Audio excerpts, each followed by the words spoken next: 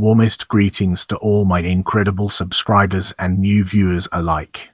Thank you for choosing our video on Effie Atherton. Sit back, relax, and enjoy the ride. Effie Atherton, born Euphemia Walker Anderson, 3 July 1907 – 11 February 2005, was a British singer, dancer, film actress, and musical comedy performer, known initially for her stage appearances in the West End of London and on Broadway in New York, before moving into prime musical shows on British radio in the years, where she captivated her audiences with her sophisticated songs and monologues, many of which were her own compositions.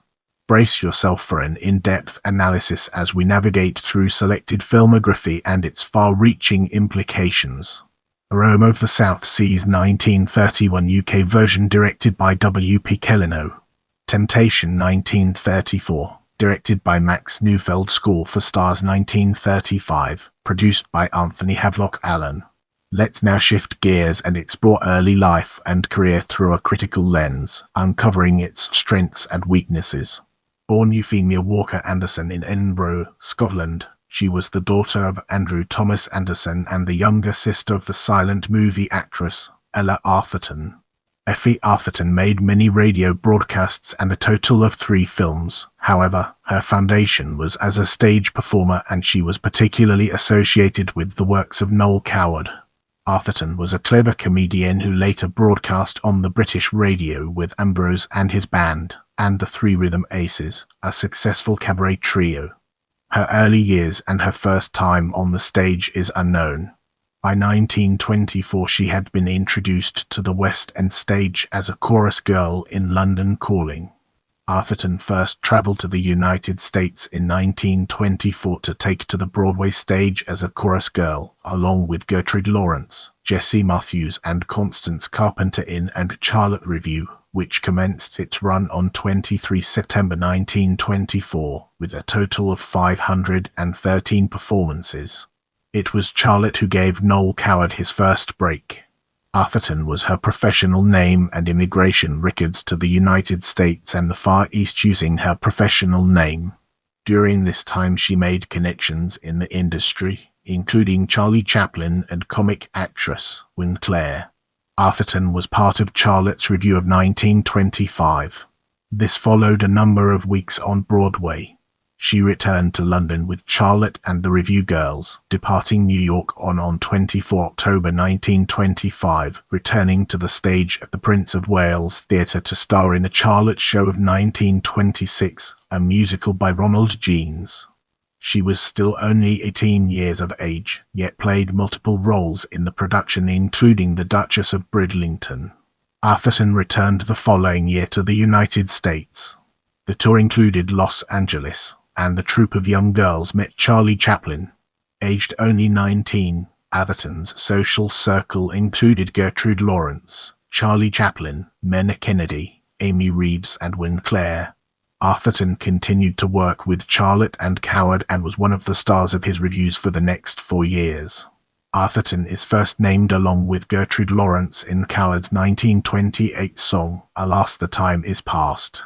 With the Great Depression, theatre attendance dropped dramatically, and Charlotte was forced into temporary bankruptcy after the failure of Wonder Bar in 1930. Let's now zoom in on us and uncover the hidden gems that lie within. On 29 September 1930 she starred alongside Edward Cooper and Queenie Leonard in the play We Three at the Café Anglais, London, which was located on Leicester Square, which was the showplace for dance orchestras of the Ers and the Ers such as Lou Stone and Roy Fox. Atherton, Leonard, and Cooper were part of Cochrane's 1931 revue. Atherton, Bobby Clark and Paul McCullough in the leading roles. The song Bright Young People was described by Coward as a mate trio of young rich people doing peculiar things. In 1932, Atherton was already accepting lead performer roles, starring in the play The Muse by Theodore de Saranes, which ran at the Arts Theatre Club on 24 April 1932, starring alongside Jack Livesey, Alexander Artle and her sister Ella Atherton. She worked primarily with Noel Coward for his revue and musical play Words and Music. Produced for Cochrane and also featuring Ivy Street Hillier, Moya Nugent, Joyce Barber, Romy Brent, Doris Hare, John Mills and Graham Payne. It contained 18 coward numbers, notably Housemaid's Knees. The stage production was presented at the Manchester Opera House on 25 August 1932. This was her earliest recording. The play transferred to the Adelphi Theatre in London and ran for 164 performances. The earliest surviving recordings are from this season. Atherton's performance in Temptation, a Franco-British film about a retired singer who flirts with her niece's fiancé, was well received during 1934. Soon after, Atherton began dating film producer Leslie L. Landau. On 1 June 1935 she featured in Bittersweet, a romantic opera by Coward, adapted for the microphone supporting Anne Ziegler, also featuring Evelyn Leigh, Betty Huntley Wright, Patricia Burke, Patrick Waddington and Nora Howard. That same year she worked with the composer Arthur Leclerc and had a prime-time evening slot on the radio waves. Atherton featured prominently in the Radio Times on 8 August 1935 and the 9 August 1935, leading in the radio show The Ne'er-Do-Wells, produced by Max Kester, with Atherton in the lead role, accompanied by Jean Colin, Marjorie Stedford, Brian Lawrence, and Ronald Hill. The Gramophone magazine reported in December 1935 that My Young Man's Ever So Nice and Dennis the Menace from Venice, HMVBD 187, were among the most outstanding records nominated by its loyal readers that year. At the peak of her career, she was reputedly one of the most beautiful women in England. She married Landau in 1935, and she refocused her career from the stage to the radio waves with the prime-time show Radio Edu, impacting her ability to perform in any future Coward production. The following year, Coward named a malodorous stage dog Atherton in his 1936 underperforming play Star Chamber. Atherton embarked on a Radio Edu tour of the US in January 1936, following the success of Jack Hilton, departing from Southampton to New York on MV Lafayette on 8 January 1936, accompanied by her husband and her sister, Ella. A year later she was living in 719 North Rodeo Drive, Beverly Hills, California. By now her broadcasting career was coming to an end. Records show that she traveled to Mexico using her alias Effie Atherton. In 1938 she performed on Rudy Valley's Royal Variety Hour on NBC alongside Cyril Smith as an English comedy act called On the Roller Coaster. Her hit songs at the time included The Smell of the Soil, Don't Put Your Daughter on the Stage, Mrs. Worthington and I'm Only Her Mother, That's All. Her period of residence in the United States coincided with that of a theatrical entrepreneur, Bertie Alexander Meyer, and the man that launched her career on stage, and Charlotte. Atherton returned to England a few months before the outbreak of World War II. Just days before the outbreak of hostilities, she was part of the Rinso radio review on Radio Luxembourg, alongside Bebe Daniels and Ben Lyon, Tommy Handley, Alice Mann and Sam Brown. Get ready to uncover the mysteries surrounding us as we navigate its intriguing terrain. For the BBC, Atherton made occasional studio broadcasts, as a singer on variety programs, and as an actress in both light and serious drama.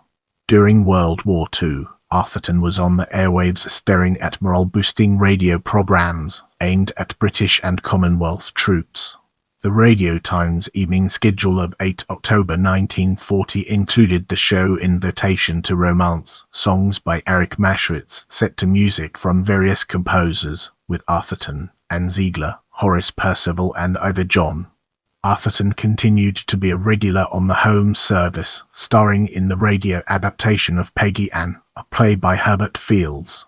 By 1943 she was in a play by Mabel Constandaros called Charge for a Penny Farthing. Her songs continued to be played in on the home service during 1943 in the musical show London, Paris and New York. In 1945 she featured in the show Spotlight and is listed in the now defunct publication London Calling, along with Donald Edge. In this part of the video, we'll be diving deep into hers and unraveling its profound impact. Atherton continued to regularly visit the United States, now traveling in greater style on the than during her early years, and appears on the ship's passenger list of 9 June 1950. Whilst in Hollywood with her husband, she would stay at Chateau Marmont. Her last transatlantic journey to New York and on to Hollywood for a month was in 1959. Brace yourself for an enlightening exploration of personnel as we dive into its profound implications. In 1935, she married Leslie Landau, a script and screenplay writer and film producer, who had success during the Ers to the Ers. They had 3 children, Penelope, Michael, and Caroline. Her first husband died during the summer of 1977 in Westminster, London. She remarried the following year to Theodore H. Hoare in London. Her last place of residence was 8 Elliston Place, London. She died at the age of 97 on 11 February 2005 in Kensington, London. Thank you for watching. I appreciate your support and I'll see you in the next video.